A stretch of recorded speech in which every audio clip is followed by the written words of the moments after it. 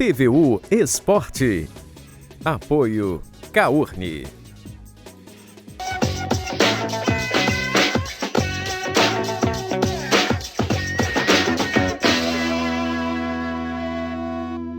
TVU Esporte de volta e dando continuidade à nossa série sobre atividade física na terceira idade, contaremos mais uma história, dessa vez na praia. Ele tem o mar como segunda casa e aproveitou seu amor pelo surf para melhorar sua qualidade de vida.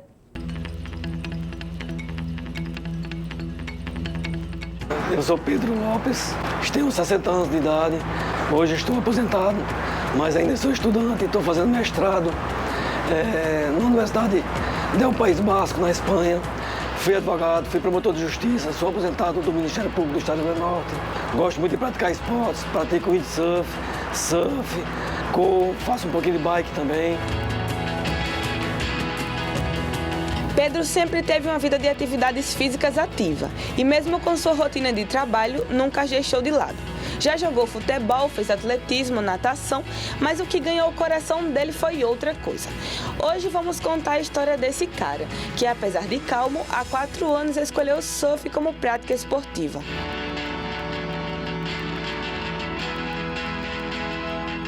Em 2015, aos 58 anos, começou a fazer aulas para aprender a surfar e desde lá não parou mais. Virou rotina vir à praia 2 ou 3 vezes por semana. Ele trocou o escritório onde julgava por outro escritório, a praia, e a sala climatizada por um ar-condicionado deu lugar à brisa marítima. Enfrentar uma onda é muito difícil, né, no windsurf, porque quando a onda quebra a beira-mar, ela tem uma massa de água que tem força, tem pressão. Então, para você furar a onda, você precisa ter técnica, tanto para entrar no mar quanto para voltar. Então, voltar e descer as ondas, né, e surfar a onda. Então, eu queria entender isso, eu fazia, mas sem entender muito. Então, eu comecei a fazer surf há 2 anos para entender o que é uma onda, como se pega uma onda, qual a direção dela, se é para a direita ou para a esquerda, qual a parte mais alta dela, qual a parte que tem mais pressão, né? E também usar esse conhecimento do surf na prática do windsurf. Atenção, equilíbrio, corpo e mente em conexão. São critérios essenciais para quem deseja se lançar nessa aventura radical. Mas radical mesmo foi a mudança de hábito que Pedro teve que fazer quando descobriu que tinha hipertensão. Uma médica, a doutora Fátima Azevedo, cardiologista, disse: Pedro, você tem que escolher na sua vida. Ou você para de se estressar e tem volta a ter uma vida normal de esporte e de fazer coisas que sirvam para o seu lazer, ou então você vai ter um AVC, você vai infartar, e nessa época eu tinha 42 anos. A hipertensão arterial, ela é considerada uma doença crônica. Tanto jovens como adultos podem desenvolver hipertensão arterial. Existem estudos que mostram que 60% dos idosos, eles apresentam níveis alterados, né, de pressão alta, chamada de hipertensão arterial. E o que é hipertensão arterial de uma forma mais simples? Vamos entender que é quando existe um aumento da pressão dentro dos vasos, dentro das artérias especificamente. Essa artéria, por algum motivo, ela está ali, o sangue que está ali, ele está sendo comprimido, ela está sendo comprimida e aí o sangue ele passa com dificuldade. Estudos comprovam que a prática da atividade física pode evitar ou diminuir a chance de ter doenças cardíacas, osteoporose ou até mesmo hipertensão em pessoas com histórico familiar, como é o caso de Pedro.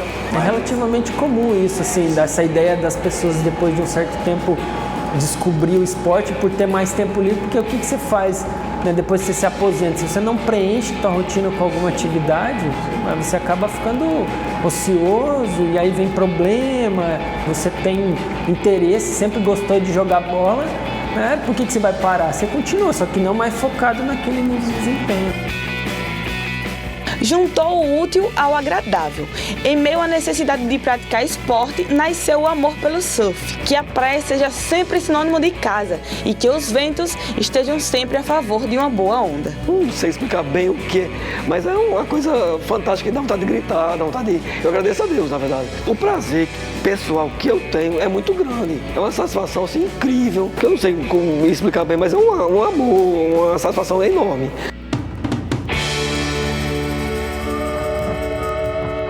Ótima matéria, vida longa essa paixão ao surf. E no UFC, após 3 anos, Betty Correia voltou a vencer depois de uma vitória sobre a americana Sijara Eubanks por decisão unânime dos juízes. A Pitbull, visivelmente emocionada, dedicou a vitória à sua irmã. É uma vitória muito importante para ela nesse sentido, mas também no nível de preservação da sua vaga no UFC, né? Porque ela já vinha desde 2016 sem uma vitória, então geralmente se você ficar tanto tempo assim nessa competição sem ganhar, você começa a ser questionado, e a gente sabe que o Dana White já não gosta de brasileiro, então ele não perde a oportunidade de pegar no pé. Então, para a preservação dela na competição, para continuar no UFC, foi essencial. E aí, falando da irmã, né, dela, da Tatiana, ela tá enfrentando um câncer de mama, e a Pitbull, ela dedicou essa vitória aí pra irmã dela, né? Isso aí, a gente torce, né, acompanha a Betty no esporte, torce pra ela no esporte, mas torce especialmente na vida, esperando essa recuperação da irmã dela e que essa vitória pessoal, né, seja um impulso para outras vitórias no UFC também. E aí o técnico Tite convocou os jogadores que vão participar dos amistosos contra a Nigéria e Senegal em Singapura. A lista do treinador gerou polêmica, né? Alguns times que estão disputando a Série A do Brasileirão vão sofrer com desfalques importantes em algumas partidas, né? Toda a data FIFA, essa turbulência aí nas equipes brasileiras. É a mesma polêmica e é uma questão que tem que ser tratada entre as diretorias com a própria CBF, né? Não adianta você querer reclamar na posição de técnico, comissão técnica e até torcedor, se bem que o torcedor tem esse direito, se você, nas reuniões com a CBF, quando está montando o seu próprio calendário, você não leva em consideração isso, né? E a gente sabe que esse diálogo entre os clubes e a CBF está deixando a desejar e a gente acaba tendo isso toda vez que sai uma lista. Nessa situação, eu acho que fica um pouco mais desconfortável, porque a gente esperava, pelo menos eu esperava, falar aqui a minha opinião, de um mínimo de senso do técnico da seleção brasileira, de saber identificar que aquele momento, né, a 24ª e a 25ª rodada vão ser momentos decisivos para o campeonato e que ao convocar jogadores das equipes, você está baixando a qualidade do nosso campeonato. E a gente sabe que ultimamente, nos anos que se passaram, né, o Brasileirão está cada vez mais caindo no nível de prioridade, tanto para os clubes quanto para a própria federação, nossa confederação, né, a CBF, mas a gente tem que retomar isso, porque o campeonato brasileiro, para você ser campeão do país, deve ser assim, o objetivo principal. E a gente hoje em dia vê clube que prioriza até a Copa do Brasil, né, que tem uma premiação maior do que isso. Mas é interessante porque a gente sabe que essas convocações de Tite também, elas não se traduzem em campo. Por exemplo, a do Bruno Henrique, que ele convocou para colocar em jogo aos 45 do segundo tempo, praticamente. Então, eu estou muito interessada em ver como é que ele vai colocar Rodrigo Caio, como é que vai botar Gabigol, todos os atletas brasileiros que atuam no Brasil para jogar nesses amistosos, porque eu realmente espero ver. Porque você convocar para jogos que vão ser na Singapura, né? Um deslocamento muito longo aí, que com certeza vai precisar de uma recuperação maior desses jogadores, incluindo você convocando jogadores que precisam de preparação também para Libertadores, né? É algo muito preocupante. E mais uma vez eu levanto a questão de que não teve nenhum corintiano nessa lista dessa vez, né? É contraditório também porque o Tite, ele falou em entrevista que estava visando isso, o bom senso, né? Disse que não ia pegar jogadores mais de um jogador por equipe, e ele acabou fazendo isso com o Flamengo e com o Grêmio. Com o Grêmio, assim, digamos que o jogador de maior destaque que ele acabou convocando foi o Cebolinha, mas já com o Flamengo ele pegou o artilheiro, né, da equipe e pegou o Rodrigo Caio, que é muito importante para a defesa do Flamengo. E o Jorge Jesus, ele vem batendo nessa tecla de que realmente não damos valor para o Campeonato Brasileiro. E o problema não foi só na seleção principal, né? Porque também teve a convocação para o Mundial Sub-17 e amistoso para a seleção Sub-23. Vale então, lembrar assim, que os atletas convocados para o Mundial, né, Sub-17 vão ficar mais rodadas fora, até 10 rodadas, começando aí já do dia 7 de outubro. Ou seja, concluindo, a gente tem uma confederação que prejudica o nosso próprio campeonato. Como é que a gente avança nisso?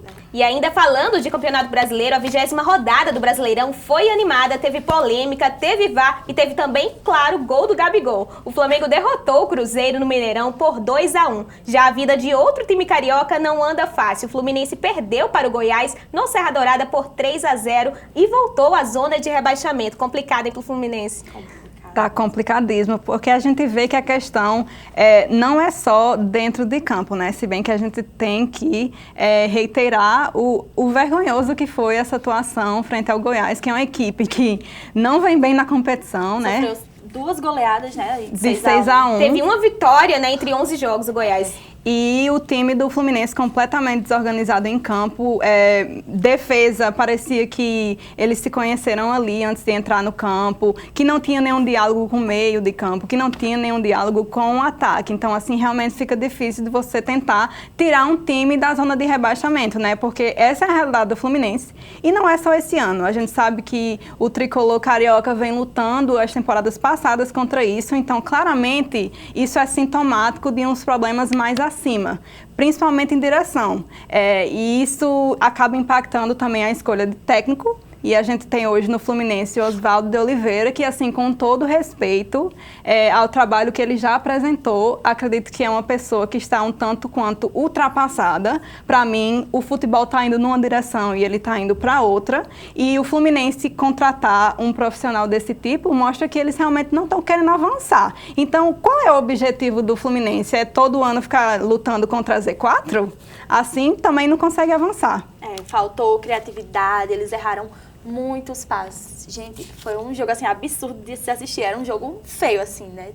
Antes do jogo do Goiás, né, o Oswaldo chegou a dar uma entrevista, justamente a gente estava falando sobre a convocação de jogadores, e aí ele falou que 2 jogadores do Fluminense foram convocados, né, e que eles eram insubstituíveis, né, que se precisasse substituir um, era substituir por outro. Então é como se você só tivesse 2 jogadores e tivesse que recorrer sempre a eles, e eles não podem se lesionar, nada disso acontecer, né? Tem a questão da maneira como o Fluminense vem apresentando o seu jogo, né, porque pelo menos com o Fernando Diniz, o time perdia, mas jogava de uma forma melhor. Então, se você substituir um técnico e o outro não consegue nem avançar e também é pior do que estava anteriormente, quem é que está tomando essa decisão, né, de contratação? A gente sabe que o vice-presidente do Fluminense, né, tem uma palavra muito forte enquanto a isso, Celso Barros. Então, a torcida, com certeza, está já se protestando contra isso, contra a presença dele lá, porque é uma mente antiquada no Fluminense, que é um clube que está passando por crises, não só em seu futebol, mas também financeira, que realmente precisa estabelecer uma gestão eficiente. E é só assim, realmente, que o clube vai conseguir avançar. Né, ainda aí, com a vantagem numérica em campo, levou o 3º gol, não conseguiu, tá lá na zona de rebaixamento. E por outro lado, né, o Flamengo segue o líder. A lei do ex entrou em vigor, né? Teve gol do Arrascaeta e também teve gol de pênalti do Thiago Neves, né, no Flamengo. E falando assim, taticamente sobre o esquema de jogo do Flamengo, diferentemente do Cruzeiro, é um time que a cada jogo que passa vem se mostrando ainda mais entrosado, ainda mais organizado, sabe? E uma coisa que eu achei interessante é que o Vitinho acabou entrando no lugar do Everton Ribeiro, que está lesionado e tudo mais, e ele acabou ficando um pouco perdido, ele não sabia o que fazer com e sem a bola. Ele não está muito entrosado já com esse elenco, porque ele faz um tempinho que não treina, né? Não tem... É basicamente por isso, né? Eu acho que ele ainda precisa de um melhor ritmo de jogo. Mas o interessante realmente é porque Cruzeiro e Flamengo sempre dá do que falar, né? É um duelo que recentemente tem dado muita polêmica, mas também muito bom futebol. Só que infelizmente dessa vez a gente encontra os times em situações, né, completamente diferentes, né? O Cruzeiro a gente sabe que está lutando contra o rebaixamento também, está lá junto com o Fluminense, e o Flamengo continua aí na liderança isolada com a derrota do Santos, né? E a gente segue acompanhando então os próximos capítulos do Campeonato Brasileiro, porque por hoje é só. O TV O Esporte dessa semana vai ficando por aqui. Obrigada a você que nos assiste, obrigada também aos nossos comentaristas. Obrigada, Júlia, obrigada, Letícia, obrigada a você. Obrigada, gente. É isso aí, você também pode nos acompanhar pelas nossas redes sociais que estão aparecendo aí no seu lado. Até mais, até a próxima segunda-feira.